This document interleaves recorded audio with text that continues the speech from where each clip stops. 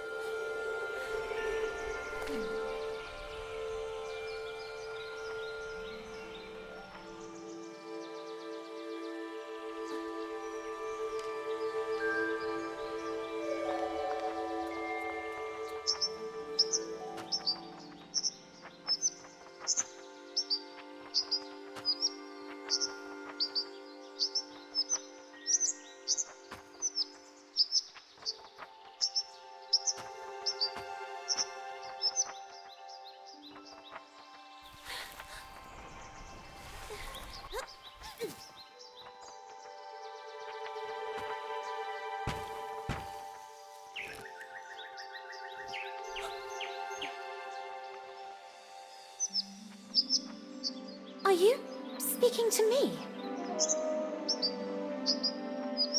Princess? No, I mean... I believe so.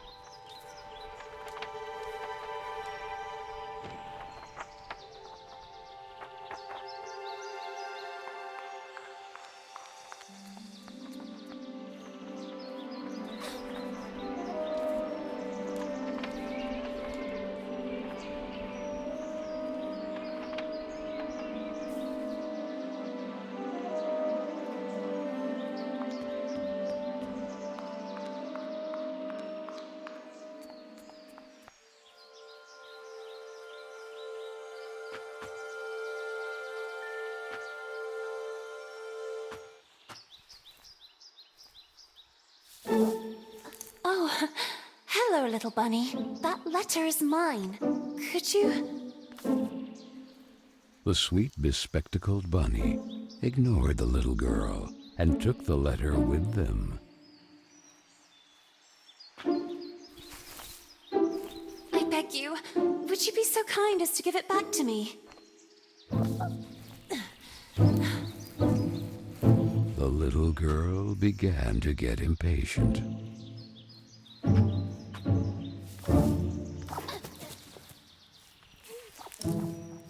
The little girl wouldn't let it win, so determined to recover Carol's letter, she followed the mischievous bunny.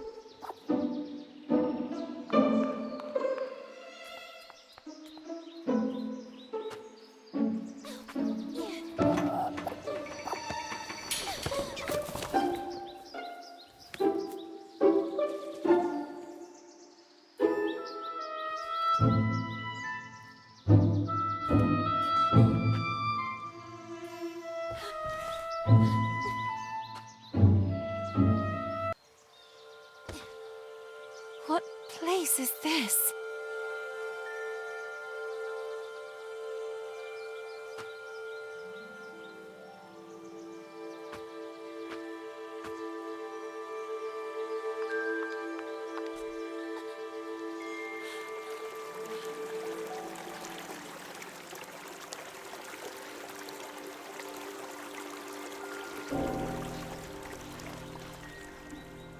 That kite, it reminded the little girl so much of her friend Carole. So free and graceful, yet tormented, as if by adverse currents, by the other girls at Bunny Hall. Oh, and who would you be? Have you perhaps seen a bespectacled bunny? Even the owl ignored her question and just stood there, staring at her, with those eyes, red like blood. But the little girl had no time to waste. She had to track down the bunny, and so she began to follow in its tracks.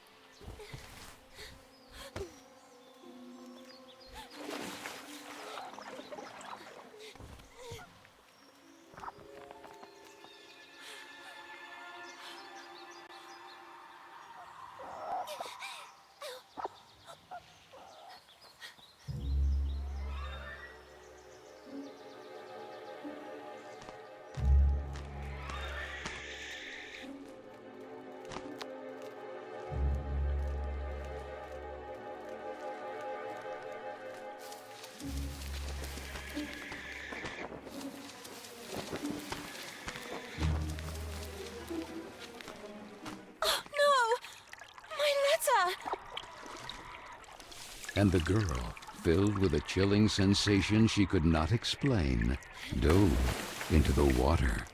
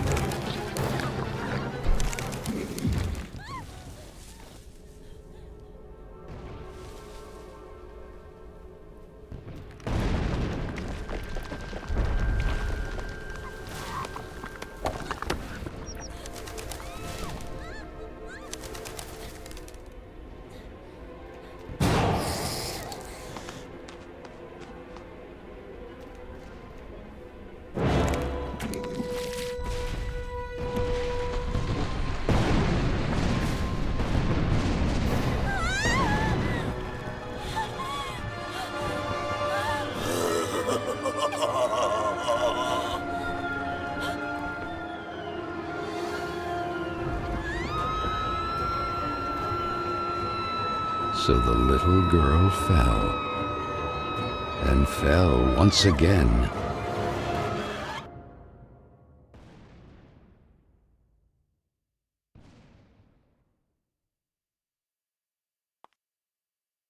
And while the man with the tar hat stood grinning, her thoughts drifted to that mysterious figure in the window of Bunny Hall, who silently stood watching her as she was swallowed up in her abyss.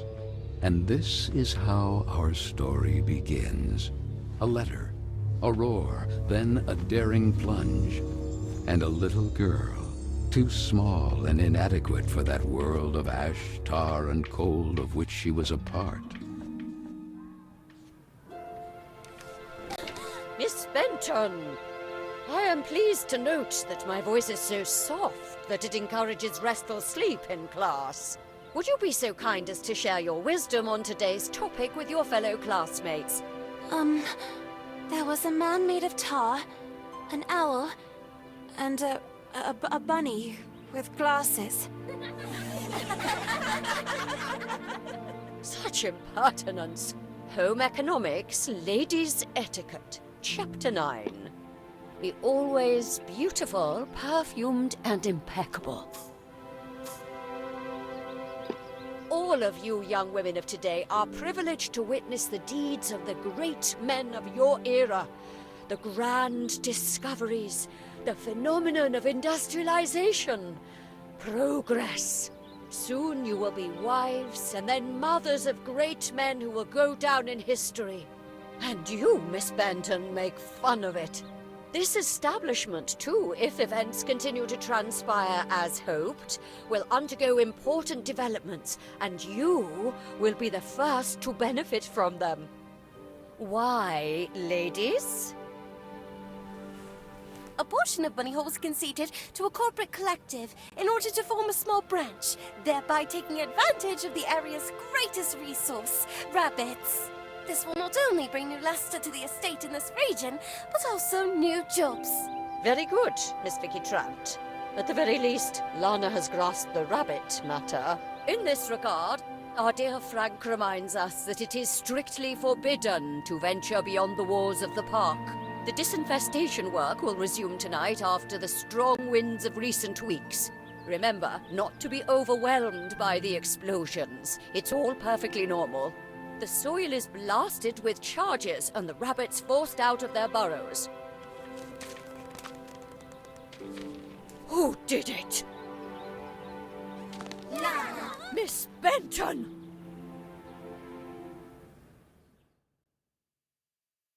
I'm weary of you, miss.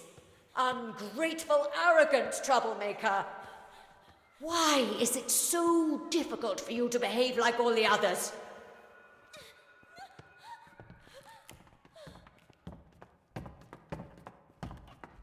The clock is ticking furiously, and you are a woman now. Therefore, it is high time you learn to behave like one, or accept the consequences of your ridiculous transgressions. You will help Miss Mildred with the chores. When you are done, ring the bell, and you will be allowed to return to your accommodation. But until then, don't even dream of leaving this place. This, for the little girl, was now the norm. Targeted by Vicky and the other girls, or simply scolded by the matrons of Bunny Hall. Like Miss Hinman and her nauseating perfume. She constantly repeated herself sadly, "No, I don't want to grow up. I don't want time to flow furiously anymore. It would have been so nice instead to be able to take it back to when Carole was still there." It would be better to shed some light.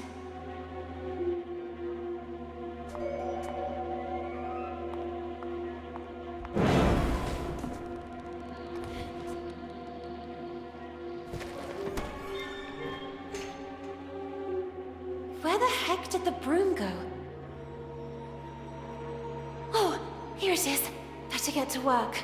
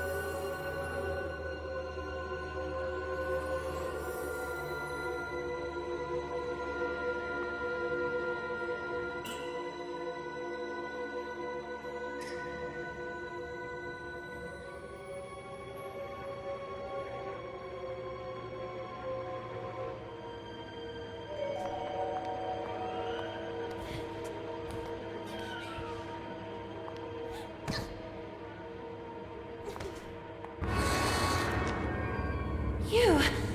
I remember you. But in a dream. Or at least, I think it was a dream.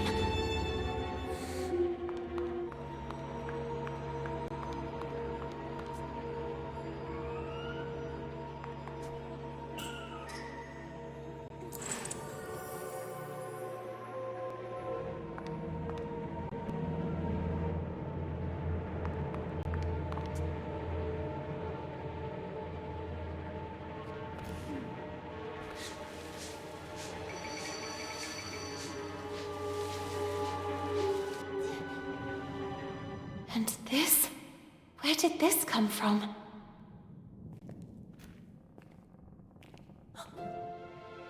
It looks like an old mailbox.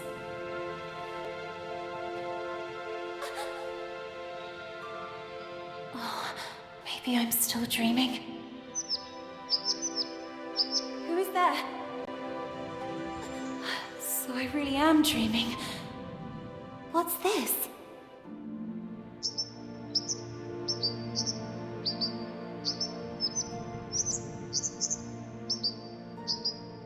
Corolla?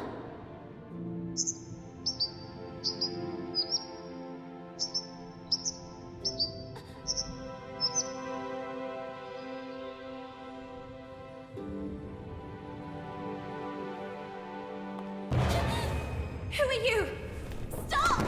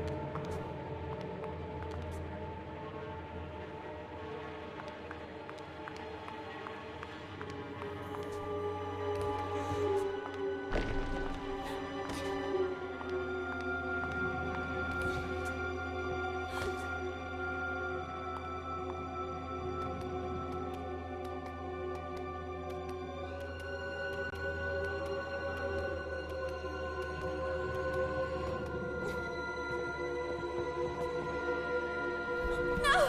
Please! Stop!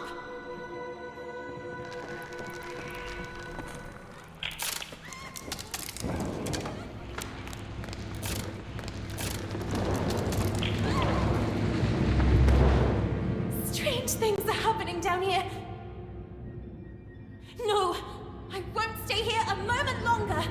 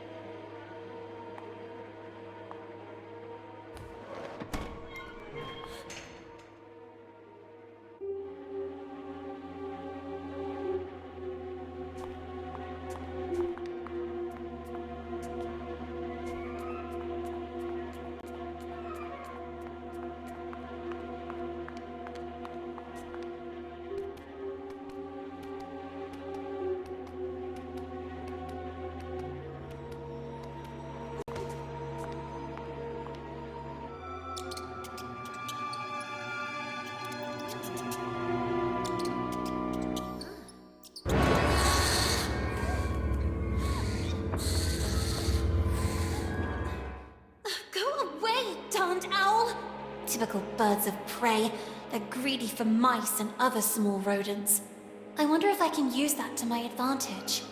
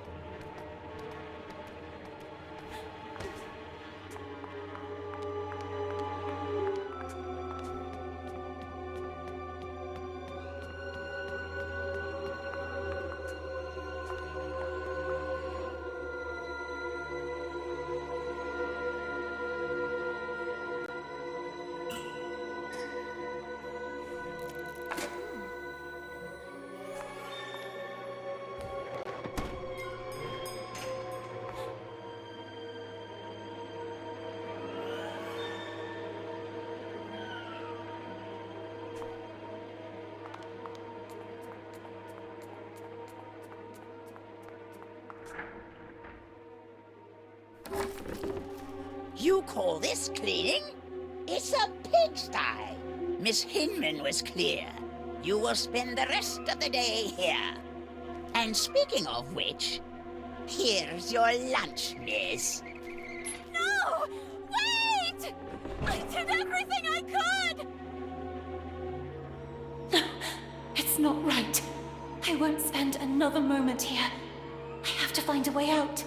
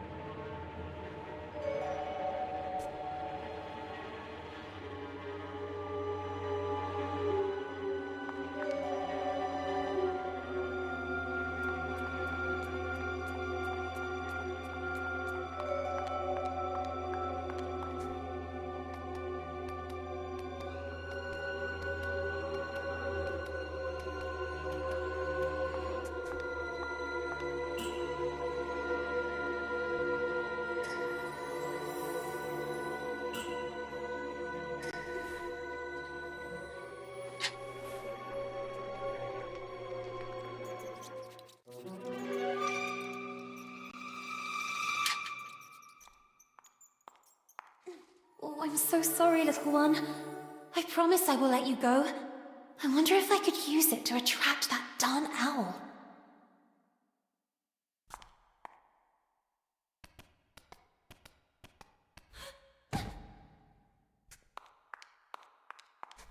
Hey, ugly owl!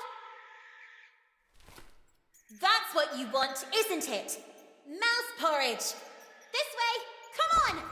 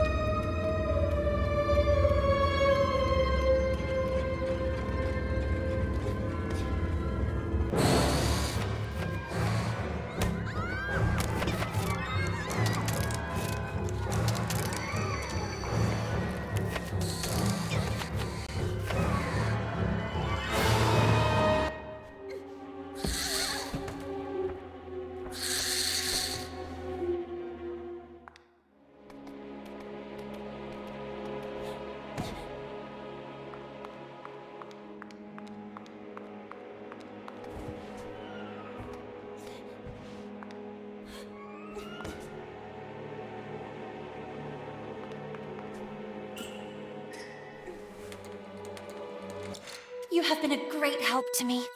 Go. You're free.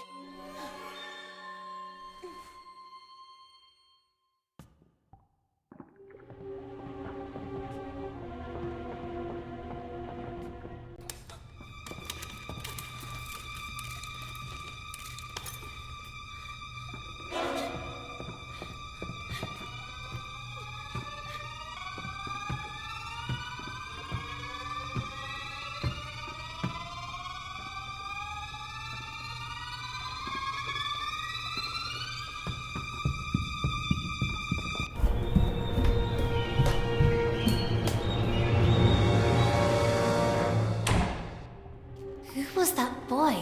And what was he doing?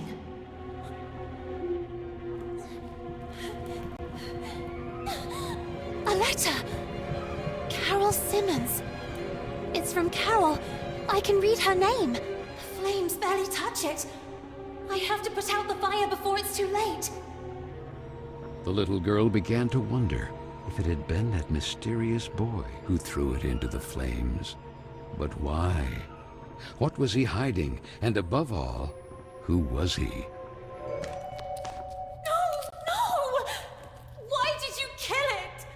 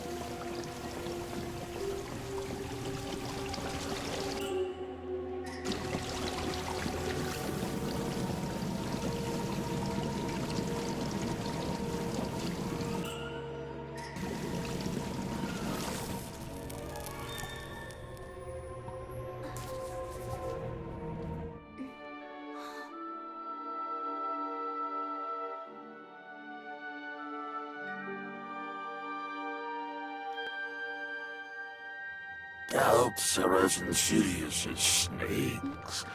Aren't they, little girl? Who's there?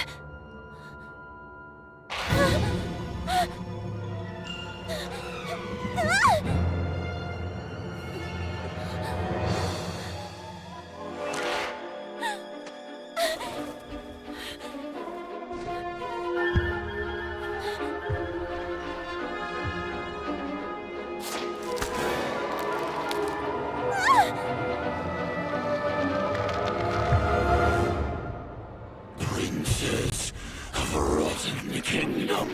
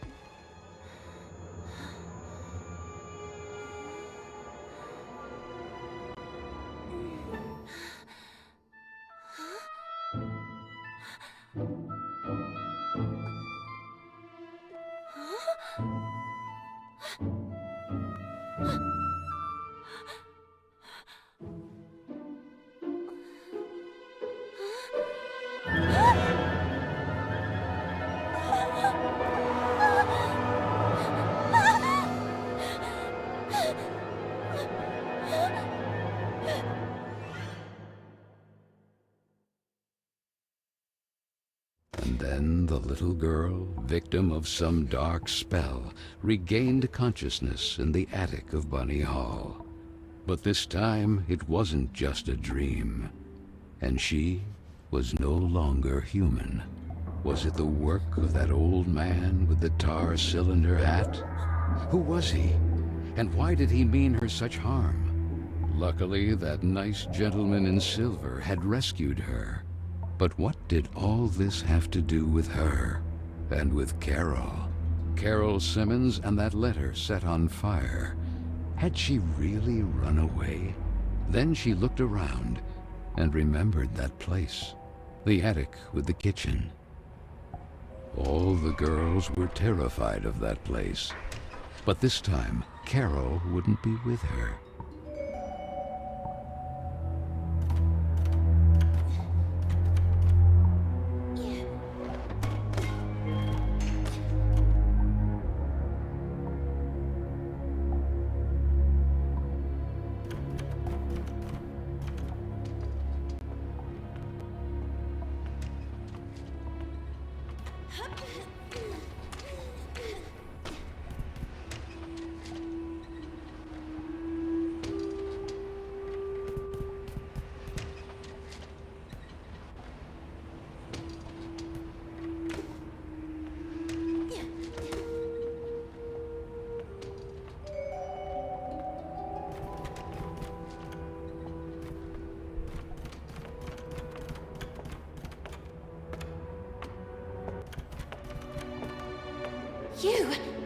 You saved me from that terrifying man earlier.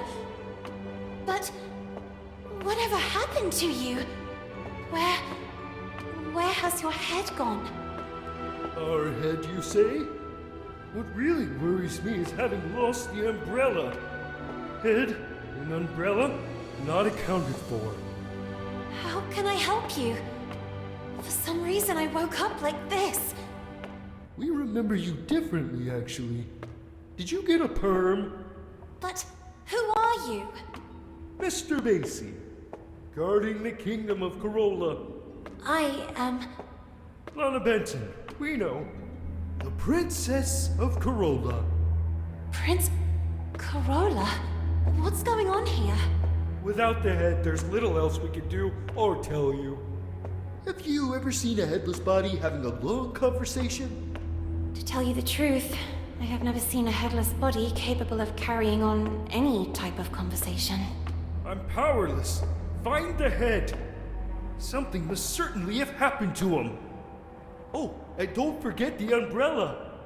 By the way, I believe this is yours.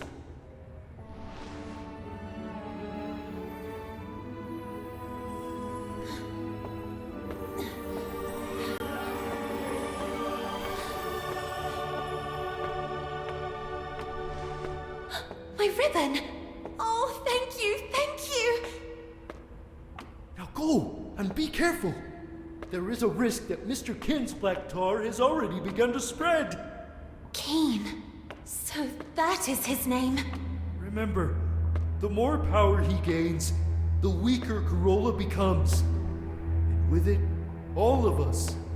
So Lana, as frightened as she was confused, decided to accept the mission and find the head of the silver gentleman who had rescued her.